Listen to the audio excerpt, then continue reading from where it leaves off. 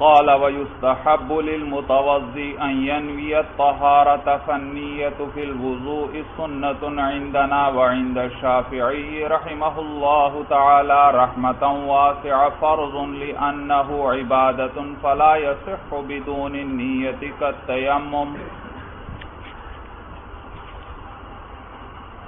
گزشتہ سبق میں ہم نے وضو کی سنتوں کے بارے میں پڑھنا شروع کیا تھا، اور وضو کی سنتیں آپ نے پڑھی کہ نیند سے بیدار ہونے والا پانی میں برتن میں ہاتھ داخل کرنے سے پہلے ان کو 3 مرتبہ دھو لے.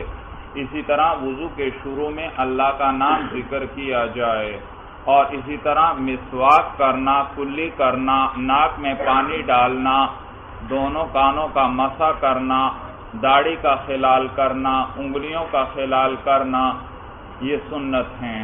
اسی طرح 3 مرتبہ اعضاء کا دھونا بھائی، یہ بھی کیا ہے؟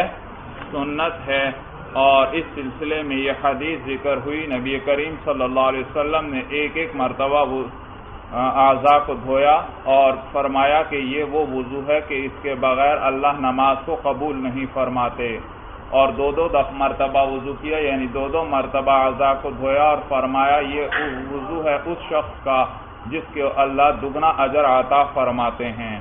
اور 3 مرتبہ وضو فرمایا، یعنی 3 مرتبہ اعضاء کو دھویا اور فرمایا یہ میرا وضو ہے اور جو مجھ سے پہلے انبیاء گزرے ہیں ان کا وضو ہے. فمن زاد علی ھذا او نقص فقد تعدى وظلم. اور حدیث میں کیا ہے؟ جس نے اس پر زیادتی کی یا اس میں کمی کی تو تحقیق اس نے زیادتی کی، حد سے تجاوز کیا، وظلم اور ظلم کیا. اب یہاں پر دیکھیے بھائی، فمن زاد علی ھذا، جس نے اس پر زیادتی کی، اس صورت میں تو یہ وعید سمجھ میں آتی ہے تعدی اور ظلمہ کی کہ جس نے زیادتی کی اس نے اسراف کیا، اور اسراف اللہ کو پسند نہیں. لیکن یہ جو آیا کہ او نقص، کمی کی بھائی، کمی کی 3 مرتبہ سے، یعنی کم اعضاء کو دھویا، تو اس صورت میں زیادہ سے زیادہ اس نے سنت کو ترک کیا ہے. تو اس صورت میں وعید کا کیا معنی بھائی؟ وعید کا کیا معنی؟ تو صاحب ہدایہ اس کا جواب دے رہے ہیں، والوعید لعدم رؤیتہ سنتاً، کہ وعید جو ہے اس کو سنت نہ سمجھنے کے لیے، نہ سمجھنے کی صورت میں ہے. یعنی جو 3 مرتبہ دھونے کو سنت نہیں سمجھتا اس کے لیے یہ وعید ہے.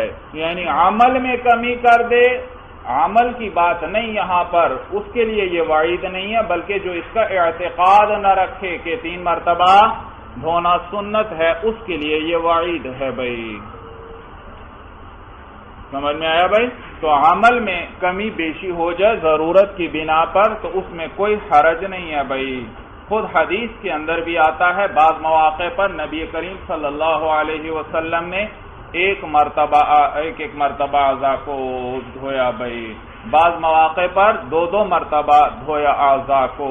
تو کسی ضرورت وغیرہ کی بنا پر اس 3 کے عدد پر کمی بھی کی جا سکتی ہے اور زیادتی بھی کی جا سکتی ہے، لیکن ضرورت کی بنا پر. اور اس کے لیے اس صورت میں اس شخص کے لیے یہ وعید نہیں ہے.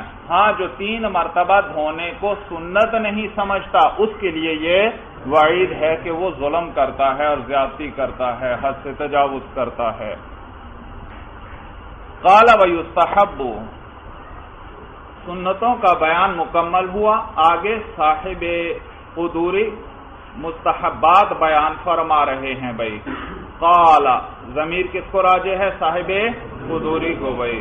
صاحب قدوری فرماتے ہیں وَيُسْتَحَبُّ لِلْمُتَوَضِّئِ أَن يَنْوِيَ الطَّهَارَةَ، اور مستحب ہے وضو کرنے والے کے لیے کہ وہ پاکی کی نیت کرے، پاکی کی نیت کرے. مستحب کا بیان پہلے میں کر چکا کہ مستحب کسے کہتے ہیں؟ دین کا وہ پسندیدہ طریقہ جو نبی کریم صلی اللہ علیہ وسلم اور صحابہ سے ثابت ہو، حضور صلی اللہ علیہ وسلم اور صحابہ نے اس پر کبھی کبھار عمل کیا ہو یا اس کو دیکھ کر پسند فرمایا ہو بھائی. تو یہ مستحب ہے اور اس کے کرنے پر تو ثواب ہے اور چھوڑنے پر کوئی گناہ نہیں ہے بھائی. تو صاحب قدوری فرما رہے کہ وضو کرنے والے کے لیے مستحب یہ ہے کہ نیت کر لے، تو نیت کرنا صاحب قدوری کے نزدیک کیا ہوا؟ مستحب ہوا۔ آگے صاحب ہدایہ فرما رہے ہیں فَالنِّیَّةُ فِی الْوُضُوءِ سُنَّةٌ عِندَنَا، کہ ہمارے نزدیک وضو میں نیت کرنا یہ مستحب نہیں ہے بلکہ کیا ہے؟ سنت ہے۔ بھائی میں نے بتلایا تھا یہ دلائل کی بنا پر، بھائی تو بعض کے سامنے بعض دلائل ہے، ان کی بنا پر انہوں نے مستحب قرار دے دیا، ورنہ عام علماء احناف کے نزدیک یہ کیا ہے؟ نیت کرنا سنت ہے، بھائی سنت ہے۔ تو کہتے ہیں فَالنِّیَّةُ فِی الْوُضُوءِ سُنَّةٌ عِندَنَا، کہ وضو نیت کرنا وضو کے اندر سنت ہے ہمارے نزدیک۔ وَعِنْدَ الشَّافِعِيِّ رَحِمَهُ اللَّهُ تَعَالَى فَرْضٌ، امام شافعی رحمہ اللہ کے نزدیک نیت کرنا وضو میں فرض ہے، بلکہ ائمہ ثلاثہ کے نزدیک فرض ہے، صرف احناف کے نزدیک سنت ہے۔ ائمہ ثلاثہ بھائی امام شافعی رحمہ اللہ، امام احمد ابن حنبل رحمہ اللہ اور امام مالک رحمہ اللہ، تینوں ائمہ جو ہیں بڑے فقہا، ان کے نزدیک نیت کرنا فرض ہے۔ تو امام شافعی رحمہ اللہ کا قول یہاں ذکر کیا صاحب ہدایہ نے کہ ان کے نزدیک فرض ہے، لِأَنَّهُ عِبَادَةٌ فَلَا يَصِحُّ بِدُونِ النِّيَّةِ۔ امام شافعی رحمہ اللہ کی دلیل ذکر فرما رہے ہیں کہ وہ فرماتے ہیں کیونکہ وضو جو ہے یہ عبادت ہے، فَلَا يَصِحُّ بِدُونِ النِّيَّةِ، تو یہ صحیح نہیں ہوگا بغیر نیت کے، کیونکہ حدیث آتی ہے اِنَّمَا الْأَعْمَالُ بِالنِّيَّاتِ، اعمال کا دار و مدار نیتوں پر ہے، اور وضو بھی ایک عمل ہے، تو لہذا اس کا دار و مدار بھی نیت پر ہوگا، نیت ہے تو وضو ہوگا، نیت نہیں تو وضو بھی نہیں بھائی۔ تو امام شافعی رحمہ اللہ کی دلیل ہے لِأَنَّهُ عِبَادَةٌ فَلَا يَصِحُّ بِدُونِ النِّيَّةِ، کیونکہ وضو جو ہے وہ عبادت ہے تو یہ صحیح نہیں ہوگا بغیر نیت کے۔ کَالتَّیَمُّمِ، جیسے کیا ہے؟ تیمم ہے، تیمم بھائی جیسے تیمم بغیر نیت کے صحیح نہیں، تیمم میں تو بالاتفاق سب کے نزدیک نیت کرنا ضروری ہے، بغیر نیت کے تیمم صحیح نہیں ہے بھائی، تیمم نہیں ہوگا۔ تو دوسرے لفظوں میں یوں کہیے کہ صاحب ہدایہ نے امام شافعی رحمہ اللہ کی دو دلیلیں ذکر کر دی بھائی، ہدایہ کی فصیح و بلیغ عبارات چل رہی ہیں، تو دیکھیے مختصر عبارت میں گویا دو دلیلیں ذکر کر دیں۔ ایک دلیل تو یہ ذکر کر دی کیونکہ یہ وضو کیا ہے؟ عبادت ہے، اور کوئی بھی عبادت بغیر نیت کے صحیح نہیں ہوتی۔ اے احناف آپ بھی یہ بات تسلیم کرتے ہیں کہ کوئی بھی عبادت بغیر نیت کے صحیح نہیں، نماز ہے بغیر نیت کے پڑھے کوئی تو نماز نہیں ہوگی، روزہ ہے بھائی روزہ بغیر نیت کے کوئی رکھتا ہے تو روزہ ہی نہیں ہوگا بھائی، بلکہ فرق ہی نیت سے ہوگا کہ ایک شخص بلا وجہ نہیں کھا پی رہا یا بطور عبادت کے نہیں کھا رہا، اس کا پتہ ہی کس سے چلے گا؟ نیت سے چلے گا۔ اگر اس نے نیت کی ہے معلوم ہو وہ عبادت کی نیت سے نہیں کھا پی رہا بھائی، سورج سمجھ میں آ گئی بھائی، معلوم ہو عبادت میں نیت ضروری ہے، اور وضو بھی ایک عبادت ہے۔ تو ایک دلیل ان کی یہ ذکر کر دی، اور کالتیمم بھائی مثال ذکر کر دی، یہ بھی گویا دوسری دلیل ذکر کر دی کہ وہ وضو کو کس پر قیاس کرتے ہیں؟ تیمم پر قیاس کرتے ہیں، اس کے تیمم جو وضو کا خلیفہ ہے، نائب ہے، اس میں تو بالاتفاق جو ہے نیت ضروری ہے، جب نائب کے اندر نیت ضروری ہے تو اصل کے اندر بطریق اولا نیت ضروری ہوگی بھائی۔ تو ہم جواب دیتے ہیں کہ جو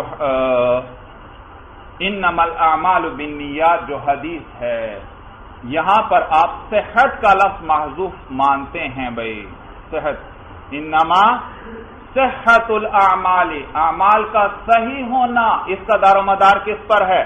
نیت پر ہے، جبکہ ہمارے نزدیک یہاں ثواب کا لفظ مضاف محذوف ہے، انما ثواب الاعمال، اعمال کا جو ثواب ہے اس کا دار و مدار نیتوں پر ہے، نیت ہوگی تو ثواب ملے گا، نیت نہیں تو ثواب بھی نہیں، اور عبادت کے اندر تو مقصود ہی ثواب ہوا کرتا ہے، لہذا جب وہاں ثواب نہیں تو عبادت بھی نہیں ہے بھائی، بات سمجھ میں آ گئی بھائی۔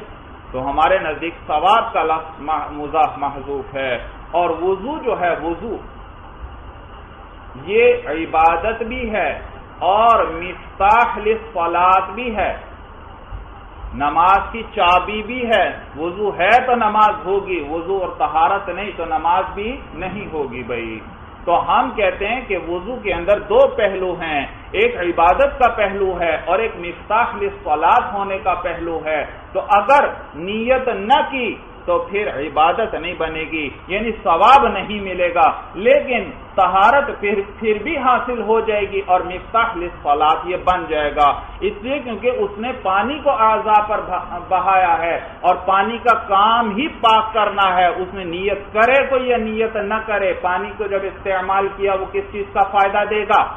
پاکی کا فائدہ دے گا بھائی۔ تو یہاں بھی پاکی حاصل ہو جائے گی بغیر نیت کے بھی، اور اس سے نماز ادا کی جا سکتی ہے، لیکن اس وضو کا ثواب نہیں ملے گا بھائی، وہ عبادت نہیں بنے گا بھائی۔ جواب سمجھ میں آیا بھائی؟ اور دوسری بات آپ نے تیمم کو ذکر کیا تھا، کس پر قیاس کیا تھا؟ تیمم پر وضو کو قیاس کیا تھا کہ تیمم خلیفہ ہے، اس کے اندر نیت کا ہونا ضروری، تو اصل کے اندر بھی نیت کا ہونا ضروری۔ تو ہم جواب دیتے ہیں کہ وضو اور تیمم کے اندر فرق ہے۔ وضو کے اندر ہم پانی استعمال کرتے ہیں اور پانی کی ذات ہی نجاست کو بہا دینے والی ہے، اس کو ختم کر دینے والی ہے، پانی نجاست کو بہا کر لے جاتا ہے، تو لہذا یہ طہارت کا فائدہ دے گا بھائی، طہارت کا فائدہ دے گا، نیت کریں یا نہ کریں۔ لیکن جبکہ تیمم وہ مٹی سے کیا جاتا ہے اور مٹی کی ذات مطہر نہیں ہے، مٹی تو ملوث ہے، وہ تو چیز کو اور میلا کرے گی اور آلودہ کرے گی، تو وہاں پر مٹی عام حالات کے اندر وہ پاکی کا فائدہ دیتے ہی نہیں۔ آپ خود بھی دیکھتے ہیں مٹی کیا کرتی ہے، چیز کو اور میلا اور خراب کرتی ہے، پاکی کا فائدہ نہیں دیتی۔ ہاں اس مٹی سے جب انسان تیمم کرتا ہے، نماز پڑھنے کا ارادہ ہے، پانی وغیرہ موجود نہیں ہے، اس حالت کے اندر وہ اس مٹی سے پاکی حاصل کرنے کا ارادہ کرتا ہے تو شریعت نے اس کی اجازت دی ہے، اس صورت کے اندر یہ مٹی مطہر بنے گی۔ باقی عام احوال میں تو مٹی مطہر نہیں ہے، بلکہ وہ کیا ہے؟ ملوث ہے۔ بات سمجھ میں آئی بھائی؟ تو لہذا مٹی، یہاں وضو میں پانی استعمال ہوا، تیمم کے اندر مٹی استعمال ہوئی، تو دونوں کے اندر بڑا فرق ہے۔ پانی کی ذات ہی چیز کو پاک کرنے والی ہے، جبکہ مٹی کی ذات چیز کو پاک کرنے والی نہیں، وہ صرف نماز کا جب ارادہ ہو اس وقت انسان تیمم کرتا ہے تو شریعت نے اجازت دی ہے اور وہ مٹی پاکی کا فائدہ دے گی، ویسے عام حالات میں وہ پاکی کا فائدہ نہیں دیتی بھائی۔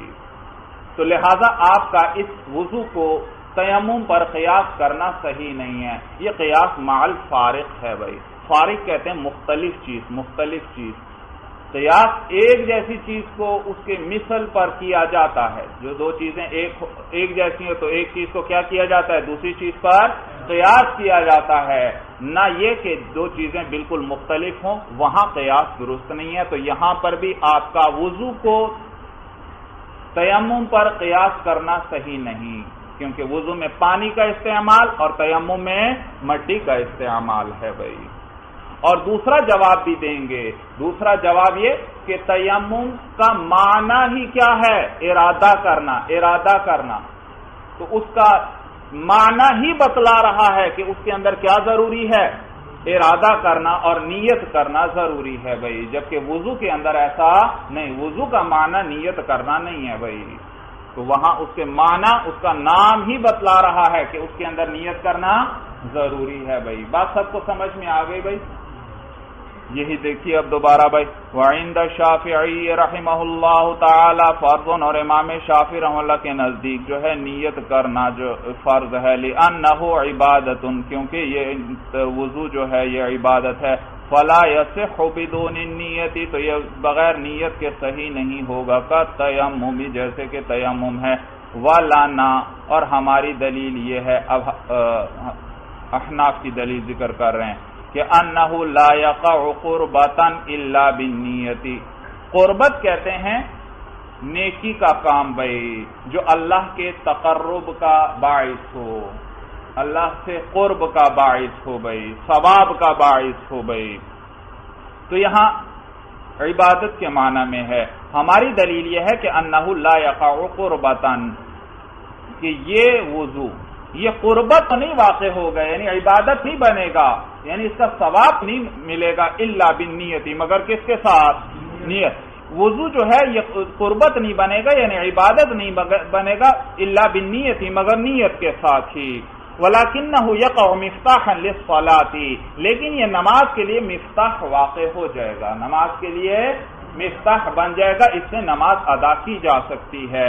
لِوُقُوعِهِ طَهَارَةً بِاسْتِعْمَالِ الْمُطَهِّرِ، اس لیے کیونکہ یہ طہارت واقع ہو گیا، طہارت بن گیا ہے یہ وضو، کیوں؟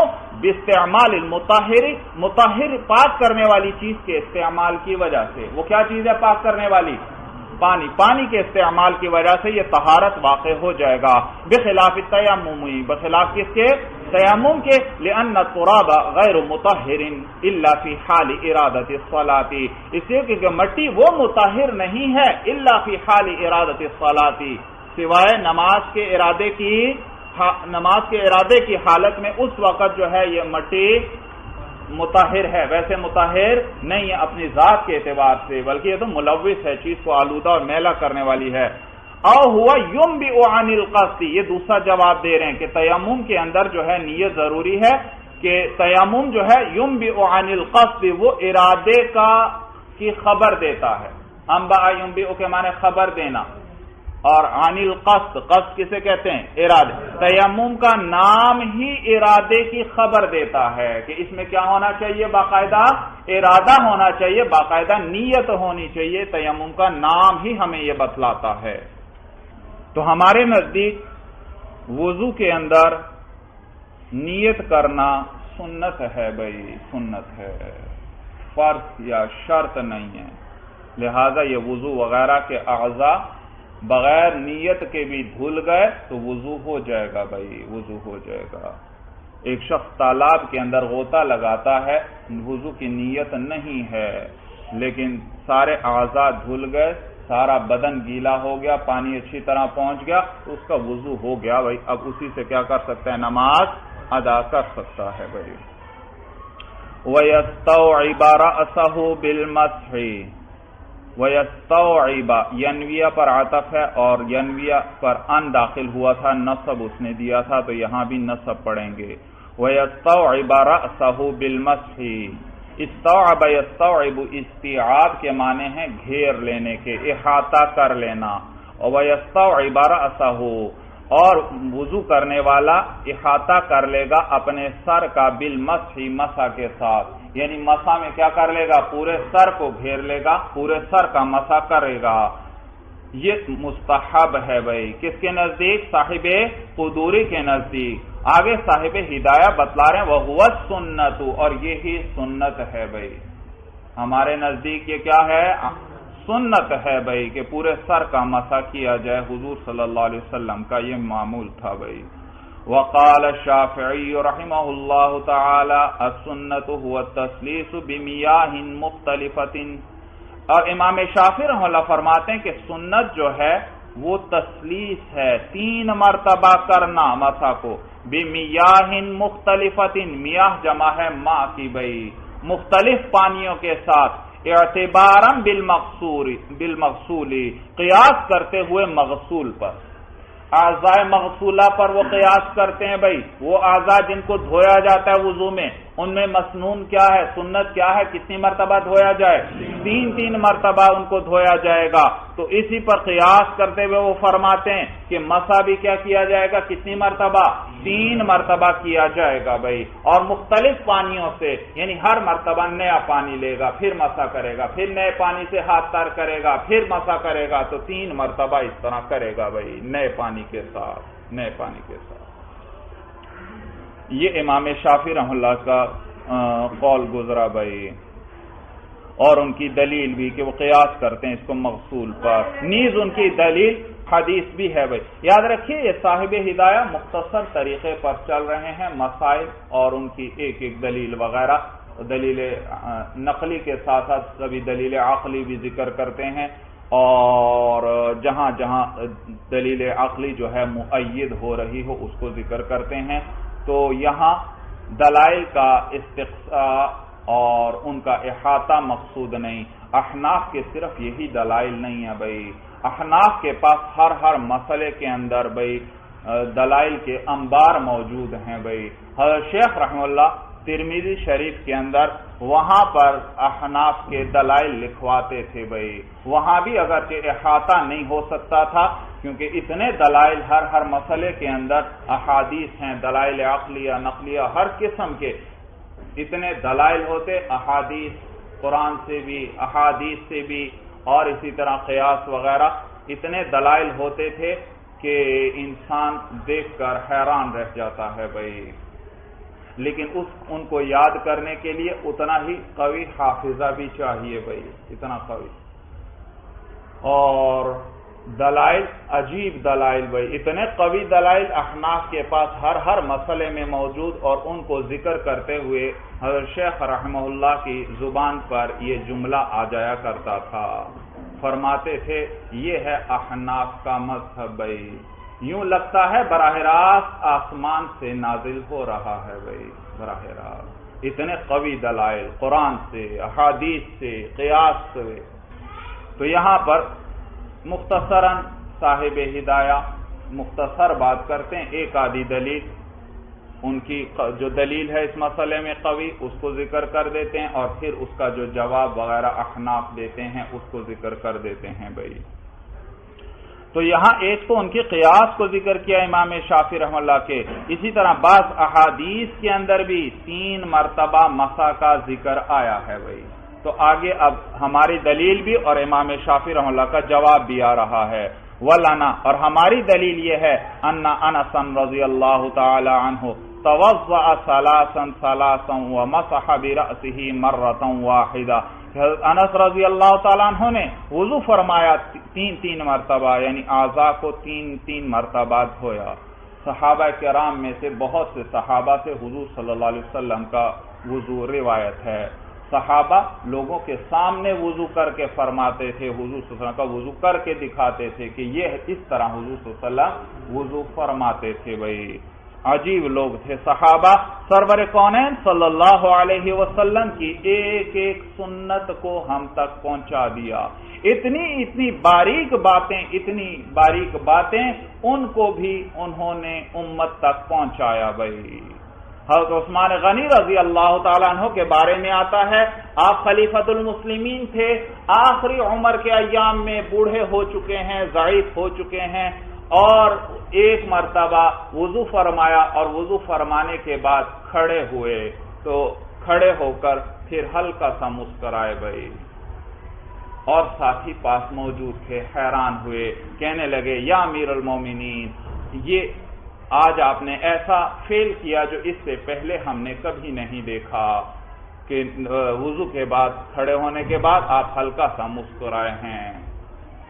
تو حضرت عثمان غنی رضی اللہ تعالیٰ عنہ نے عجیب جواب دیا. فرمایا کہ میرے محبوب اعظم ایک مرتبہ وضو کے بعد جب اس طرح کھڑے ہوئے تھے تو اسی طرح ہلکا سا مسکرائے تھے. تو میرا آج دل کیا کہ مجھے وہ سنت یاد آئی، تو میرا دل کیا کہ اس پر عمل کر لوں بھائی. صحابہ نے اس طرح ایک دین کی بات ہم تک پہنچائی بھائی. صحابہ کا نام بھی آتا ہے تو دل کے اندر حلاوت اور لذت محسوس ہوتی ہے بھائی. عجیب لوگ تھے، عجیب لوگ. ان کے واقعات پڑھتا ہے انسان حیران رہ جاتا ہے. ایک مرتبہ حضور صلی اللہ علیہ وسلم کہیں سے واپس تشریف لا رہے تھے کسی غزوے سے، اور تو آرام کا وقت ہوا، رات کا وقت. تو پوچھا کہ کون حفاظت وغیرہ کرے گا، کون پہرا دے گا. 2 صحابہ نے کہا ہم پہرا دیں گے. ایک انصاری تھے، ایک مہاجر تھے بھائی.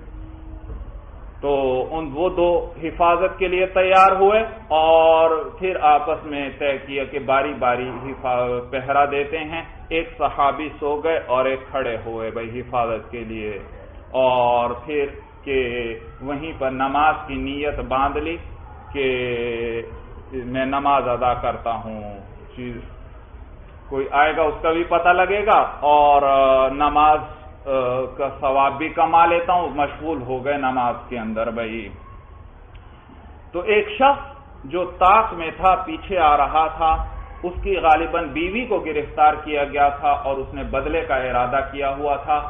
تو جب دیکھا کہ ایک شخص کھڑا ہوا ہے، وہ صحابی نماز میں مصروف تھے بھائی، ایک شخص کھڑا ہوا ہے اور حفاظت کر رہا ہے، تو اس نے تیر چلایا بھائی، وہ تیر صحابی کو لگا بھائی، اندازہ لگائیں کتنی تکلیف کا باعث ہوگا، لیکن اس صحابی نے نماز نہیں توڑی بھائی، اسی طرح نماز پڑھ رہے ہیں، خون جاری ہے، ابتدائی زمانہ ہے، اور تو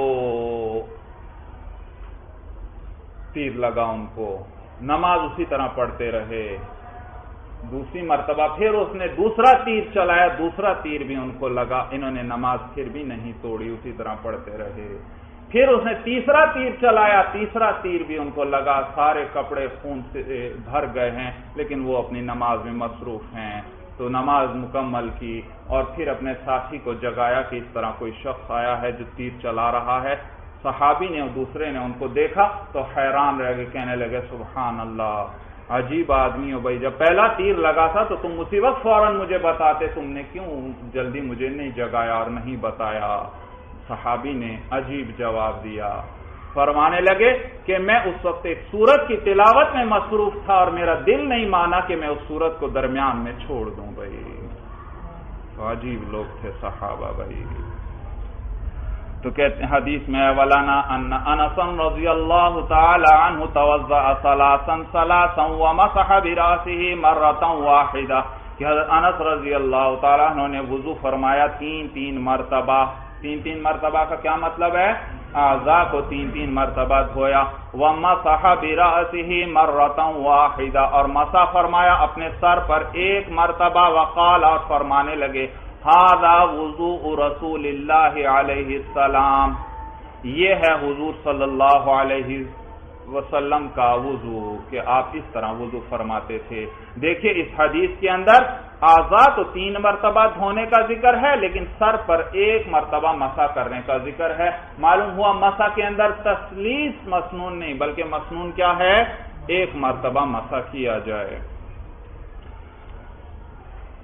والذی یروی من التسلیس، اور وہ جو روایت کیا گیا ہے من التسلیس، تسلیس میں سے، یعنی 3 مرتبہ مسح کرنے کے بارے میں جو ذکر آیا حدیث کے اندر، محمول علیہ بماء واحد، وہ محمول ہے ایک پانی پر۔ بعض احادیث میں نے بتایا وہ بھی امام شافعی رحمہ اللہ کی دلیل ہیں کہ ان میں 3 مرتبہ مسح کرنے کا ذکر ہے، اس کا جواب دے رہے ہیں صاحب ہدایہ کہ وہ کس پر محمول ہے؟ نئے پانی کی، ہر مرتبہ نیا پانی نہیں بلکہ اسی پانی کے ساتھ 3 مرتبہ مسح کر لے۔ وہ مشروع علی ما روی عن ابی حنیفہ رحمہ اللہ، اور یہ بھی مشروع ہے، جائز ہے بنا پر اس کے جو روایت کیا گیا ہے امام اعظم ابو حنیفہ رحمہ اللہ سے۔ امام صاحب کے نزدیک بھی یہ جائز ہے، مسنون ہے امام صاحب کے نزدیک، ایک پانی سے اگر 3 مرتبہ کیا کر لیتا ہے؟ مسح کر لیتا ہے، کیونکہ یہ حدیث کے اندر آیا ہے بھائی۔ یہ تو نقلی دلیل ذکر کی بھائی، احناف کی دلیل، حضرت انس رضی اللہ تعالیٰ عنہ کی حدیث آ گئی، یہ نقلی دلیل۔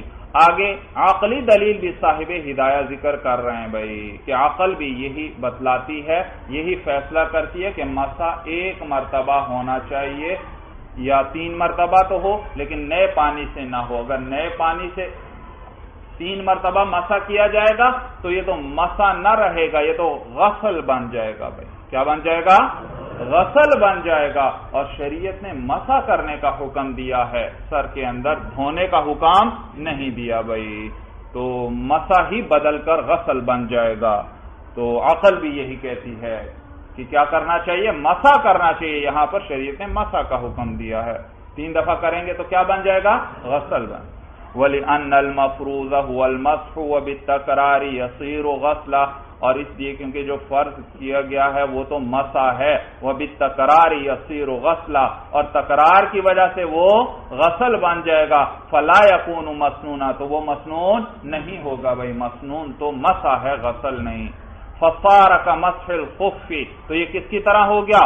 موزے کے مسح کی طرح ہو گیا۔ موزے کا مسح تو 1 مرتبہ کیا جاتا ہے، موزے کا امام شافعی رحمہ اللہ نے مسح کو قیاس کیا تھا اعضاء مغسولہ پر، تو اعضاء مغسولہ پر نہیں قیاس کرنا چاہیے مسح کو مسح دوسری جگہ جو ہے مسح اس پر قیاس کرنا چاہیے، اور موزے کے اندر مسح کا حکم ہے، اور وہ کتنی مرتبہ کیا جاتا ہے؟ ایک مرتبہ، تو لہذا سر کے اندر بھی مسح کا حکم ہے، تو یہاں بھی مسح کتنی دفعہ کیا جائے گا؟ ایک مرتبہ۔ فصار کمسح الخف، تو یہ موزے کے مسح کی طرح ہو گیا، بخلاف الغسل، بخلاف غسل دھونے کے، اس میں 3 مرتبہ کا ذکر ہے، لأنہ لا یضرہ التکرار، اس کو تکرار نقصان نہیں دیتا۔ مسح کے اندر تکرار ہو تو نقصان آئے گا بھائی، کیا نقصان آئے گا کہ مسح نہ رہے گا بلکہ کیا بن جائے گا؟ غسل۔ لیکن غسل کے اندر اگر تکرار آئے تو اس سے غسل میں کو کوئی نقصان نہیں ہوتا۔ ایک مرتبہ چیز کو دھوئیں یا 3 مرتبہ دھوئیں، وہ دھونا ہی ہے، دھونے سے وہ نکلے گا نہیں، لیکن مسح سے نکل کر کیا بن جائے گا؟ غسل بھائی۔ بخلاف الغسل، بخلاف دھونے کے لیے، انہ لا یضرہ التکرار، اس لیے کہ جو ہے غسل جو ہے اس کو تکرار نقصان نہیں دیتا۔ وَيُرَتِّبَ الْوُضُوءَ فَيَبْدَأُ بِمَا بَدَأَ اللَّهُ تَعَالَى بِذِكْرِهِ وَبِالْمَيَامِنِ وَيُرَتِّبَ الْوُضُوءَ، اس کا بھی عطف اسی یستوعب یا ینویہ پر عطف ہے، اور یہ کہ ترتیب سے کرے وضو کو، وضو کرنے والا، فَيَبْدَأُ، پس ابتدا کرے، بِمَا بَدَأَ اللَّهُ تَعَالَى بِذِكْرِهِ، کہ جس کے ذکر سے اللہ تعالیٰ نے ابتدا فرمائی ہے۔ اللہ نے وضو کا حکم دیا، فَاغْسِلُوا وُجُوهَكُمْ وَأَيْدِيَكُمْ، تو ابتدا کہاں سے فرمائی اللہ نے؟ چہرے سے بھائی، چہرے کے ذکر سے، تو اسی سے وضو کرنے والا بھی ابتدا کرے، یعنی ترتیب وہی رکھے بھائی، ترتیب وہی بھائی۔ فَيَبْدَأُ بِمَا بَدَأَ اللَّهُ تَعَالَى، تو ابتدا کرے اس چیز کی جس کے ذکر سے اللہ نے ابتدا فرمائی ہے، وَبِالْمَيَامِنِ، اور داہنی طرف سے کرے، یہ مستحب ہے وضو کے اندر، یعنی اعضاء کے اندر پہلے دائیں طرف کو، دائیں مثلا ہاتھ دھونے ہیں تو پہلے دائیں ہاتھ کو دھوئے اور اس کے بعد بائیں ہاتھ کو۔ وَالتَّرْتِيبُ فِي الْوُضُوءِ سُنَّةٌ عِندَنَا، صاحب ہدایہ فرما رہے ہیں کہ ترتیب سے کرنا یہ ہمارے نزدیک کیا ہے؟ سنت ہے۔ صاحب قدوری نے تو مستحبات میں ذکر کیا، لیکن یہ سنت ہے عندنا، ہمارے نزدیک۔ وعند الشافعی رحمہ اللہ تعالی فرض، اور امام شافعی رحمہ اللہ کے نزدیک یہ فرض ہے بھائی، فرض ہے، بلکہ ائمہ ثلاثہ کے نزدیک فرض ہے بھائی ترتیب سے کرنا۔ لقولہ، دلیل ذکر کر رہے ہیں امام شافعی رحمہ اللہ کی، بوجہ اللہ تعالیٰ کے اس قول کے، فاغسلوا وجوہکم الآیہ، تو تم پس دھو اپنے چہروں کو، الآیت، الآیت معروفۃ، آیت معروف ہے، معلوم ہے، ہم نے کچھ حصہ پڑھ دیا باقی آپ کو معلوم ہے، یا اقرأ الآیت، منصوب پڑھیں الآیت کو، کہ کچھ حصہ ہم نے ذکر کر دیا باقی آپ پڑھ لیجئے۔ تو یہ فغسلو، یہ امام شافعی رحمہ اللہ کی دلیل ہے کہ اس کے اندر فا آئی، والفاء للتعقیب، اور فا کس لیے ہوتی ہے؟ تعقیب کے لیے، ایک چیز کو دوسری چیز کے پیچھے لانا، اس کے بعد لانا، اس کے عقب میں لانا، فا اس چیز کا فائدہ دیتی ہے۔ جاءنی زید فعمر، اس جملے سے آپ کو کیا پتا چلا کہ کون آیا ہے پہلے؟ زید، فعمر، تو یہ جو فا کے بعد ہے وہ بعد میں آیا ہے، تو فا نے تعقیب کا فائدہ دیا، تعقیب مع الوصل کا، یعنی زید کے فوراً بعد عمر آیا ہے۔ فوراً بعد کا کیا معنی؟ یاد رکھیے، فوراً بعد کا یہ معنی نہیں کہ جیسے ہی زید آیا ساتھ ہی فوراً کون آ گیا؟ عمر۔ عرف میں جسے فوراً سمجھا جاتا ہے بھائی، عرف میں زید آیا، زید کے آنے کے 5-10 منٹ بعد عمر آیا تھا، لیکن اگلے دن کوئی آپ سے پوچھتا ہے زید کے بعد عمر کتنی دیر بعد آیا تھا، آپ کہتے ہیں فوراً ہی آ گیا تھا بھائی۔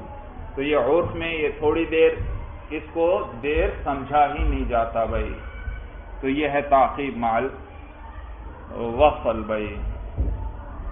تو امام شافعی رحمہ اللہ کی دلیل یہ ہے کہ یہاں پر فغسلو کے اندر فا آئی، اور فا تعقیب کا فائدہ دیتی ہے کہ یہ جو بعد میں آ رہا ہے اس کو یہ بعد میں ہونا چاہیے، پیچھے کیا ذکر تھا؟ ارادہ قیام للصلاۃ، جب تم نماز کے لیے اٹھنے کا ارادہ کرو تو اس ارادے کے بعد کیا کر لو؟ پہلے وضو کر لو، فاغسلو چہروں کو دھو لو، وایدیکم اور ہاتھوں کو دھو لو۔ معلوم ہوا یہاں پر ارادے پر چہرے کا دھونا مرتب ہو رہا ہے، ارادے پر چہرے کا دھونا مرتب ہو رہا ہے، یعنی اس کے بعد آ رہا ہے ترتیب سے۔ تو جب ایک جگہ ترتیب آ گئی تو باقی سب کے اندر بھی کیا آ جائے گی؟ ترتیب آ جائے گی۔ تو چہرے کو دھویا جائے گا، پھر اس کے بعد ہاتھوں کو، اس کے بعد مسح کا ذکر ہے قرآن میں، پھر اس کے بعد پاؤں کے دھونے کا ذکر ہے۔ تو یہ ترتیب یہ قرآن سے ثابت ہے، تو یہ فرض ہے بھائی، فرض ہے۔ اور یہ فائدہ کس نے دیا ترتیب کا؟ فا نے دیا، کیونکہ باقی جگہ اگرچہ واو ہے لیکن یہاں دو ہی صورتیں ہیں، یا تو سب میں ترتیب کو مانا جائے یا کسی میں بھی ترتیب کو نہ مانا جائے۔ کسی میں بھی ترتیب کو نہ مانا جائے تو فا کو معطل کرنا لازم آئے گا، کہ فا تو پھر اس کا مطلب ہے کوئی فائدہ ہی نہیں دے رہی، اور فا کو فائدہ دے تو پھر کیا کرنا پڑے گا؟ جب ایک جگہ ترتیب آ گئی تو سب جگہ ترتیب ماننا پڑے گی بھائی۔ یہ دلیل ہے امام شافعی رحمہ اللہ کی۔ وَلَنَا اور ہماری دلیل یہ ہے ان المذکور فیہا حرف الواوی، کہ وہاں پر کیا مذکور ہے قرآن کے اندر؟ حرف واو مذکور ہے، وَهِيَ لِمُطْلَقِ الْجَمْعِ بِإِجْمَاعِ أَهْلِ اللُّغَةِ، اور یہ واو جو ہے یہ مطلق جمع کے لیے ہوتا ہے اہل لغت کے اجماع سے، یعنی اہل لغت اہل زبان جو عرب ہیں ان کے اجماع ہے، بڑے بڑے جو ائمہ ہیں ان کا اس بات پر اجماع ہے کہ وہ کس چیز کا فائدہ دیتا ہے؟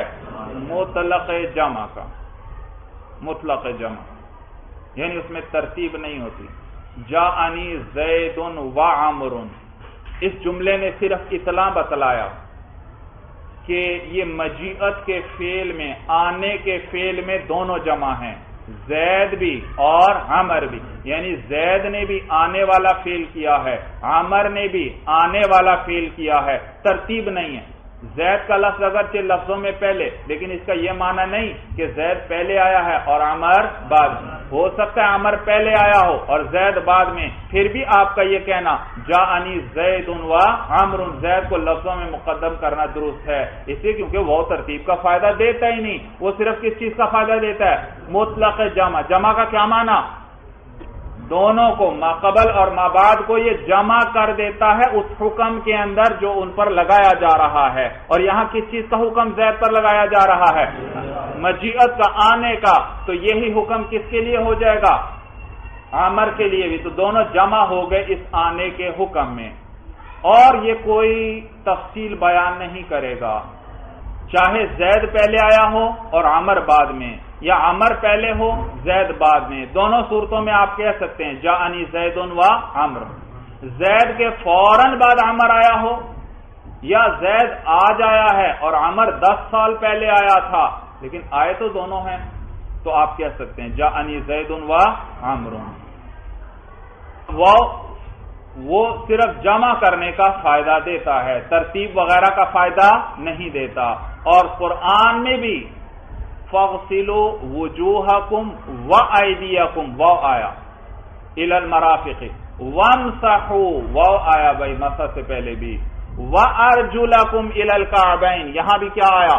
واو آیا بھائی۔ تو یہاں پر ان اعضاء کے درمیان واو آیا ہے، اور واو صرف جمع کرنے کا فائدہ دیتا ہے، یعنی ان کا یہ حکم میں جمع تو ہوں گے لیکن ان کے اندر ترتیب نہیں بھائی، ترتیب نہیں، کیونکہ وہ ترتیب کا فائدہ نہیں دیتا بلکہ کس چیز کا فائدہ دیتا ہے؟ مطلق جمع کا فائدہ دیتا ہے، مطلق جمع کا۔ یہ معنی ہے بھائی وَلَنَا أَنَّ الْمَذْكُورَ فِيهَا حَرْفُ الْوَاوِ، اور ہماری دلیل یہ ہے کہ مذکور آیت کے اندر جو ہے وہ حرف واو ہے، وَهِيَ لِمُطْلَقِ الْجَمْعِ بِإِجْمَاعِ أَهْلِ اللُّغَةِ، اور یہ واو جو ہے مطلق جمع کے لیے ہے اہل لغت کے اجماع سے۔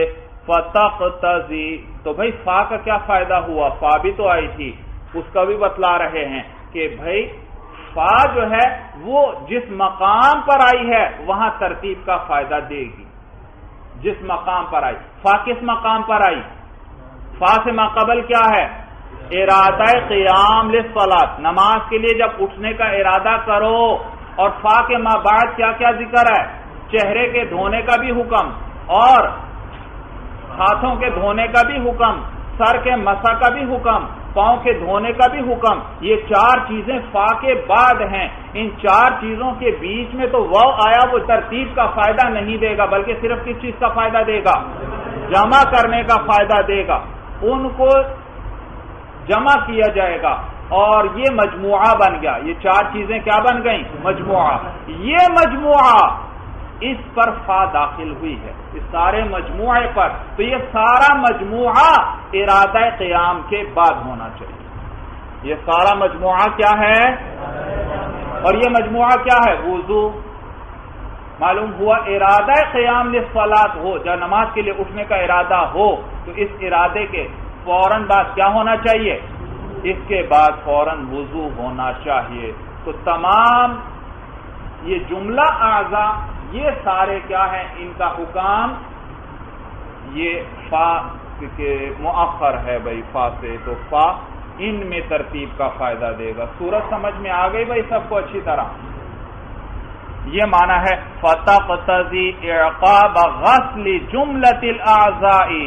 تو یہ فا تقاضا کرتی ہے اعقاب، پیچھے لانا، بعد میں لانا، غسل جملۃ الاعضاء، تمام اعضاء کے دھونے کا پیچھے لانے کا تقاضا کرتی ہے، بعد میں لانے کا. یہ فا تمام اعضاء کے دھونے کو اس کے بعد میں لانے کا تقاضا کرتی ہے، یعنی ارادہ قیام کے بعد یہ سارے ہونے چاہیے بھائی. صورت سمجھ میں آ گئی بھائی؟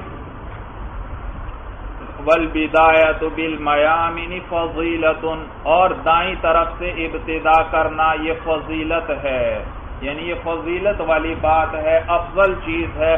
لقولہ علیہ السلام، حضور علیہ السلام کی اس قول کی وجہ سے دلیل ذکر کر رہے ہیں بھائی. ان اللہ تعالی یحب التیامن فی کل شیء حتی التنعل والترجل، کہ اللہ تعالیٰ جو ہے دائیں طرف سے کرنے کو یہ پسند فرماتے ہیں ہر چیز کے اندر. اللہ تعالیٰ ہر چیز میں دائیں طرف سے شروع کرنے کو پسند فرماتے ہیں. حتی التنعل، تنعل کا معنی جوتے پہننا، ترجل کا معنی کنگھی کرنا بالوں میں. اللہ تعالیٰ ہر چیز میں دائیں طرف سے کرنے کو پسند فرماتے ہیں، حتیٰ کہ جوتے پہننے میں اور کنگھی کرنے میں، حتیٰ کہ جوتے پہننے اور کنگھی کرنے میں بھی. فصل فی نواقض الوضو. اچھا بھائی، آگے وضو کو توڑنے والی چیزوں کا بیان ہے. وضو کے فرائض بھی ذکر ہوئے، وضو کی سنتیں بھی ذکر ہوئیں، اور وضو کے مستحبات بھی ذکر ہوئے بھائی، مستحبات بھی. تو وضو گویا مکمل ہوا بھائی. یاد رکھیے وضو کے بعد سورۃ انا انزلناہ فی لیلۃ القدر بھائی، سورہ قدر وضو کے بعد پڑھنی چاہیے بھائی. حدیث میں آتا ہے جو شخص وضو کے بعد سورہ قدر پڑھتا ہے، سورہ انا انزلنا پڑھتا ہے، وہ صدیقین میں سے شمار ہوگا بھائی. کتنی عظیم فضیلت ہے کہ جو شخص وضو کے بعد اس سورت کے پڑھنے کو اپنا معمول بنا لے. اسی طرح یہ دعا پڑھنی چاہیے وضو کے بعد بھائی، اللہم اجعلنی من التوابین. جی یہ لکھ لیجئے بھائی دعا بھائی، اللہم اجعلنی من التوابین، اللہم اجعلنی من التوابین واجعلنی. کیسے لکھیں گے بھائی؟ وَاجْعَلْنِي، حمزہ وصل ہے وہ پھر پڑھتے ہوئے گر جائے گا.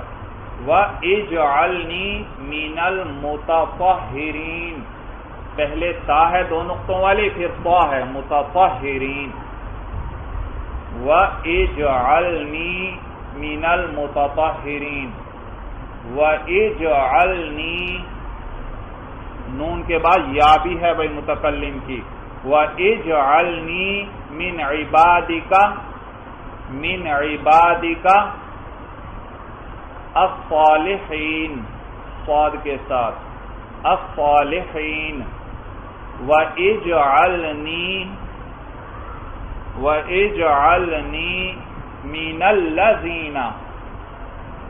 الَّذِينَ لا خوف علیہم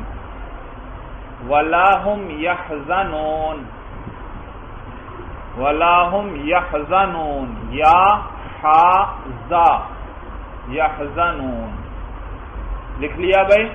تو یہ دعا پڑھے بھائی، اللہم اجعلنی من التوابین واجعلنی من المتطہرین واجعلنی من عبادک الصالحین واجعلنی من الذین لا خوف علیہم ولا هم يحزنون۔ تو یہ دعا بھی وضو کے بعد پڑھنی چاہیے بھائی۔ چلیے بس بھائی، ھذا هو المرام، واللہ اعلم بحقیقت الکلام۔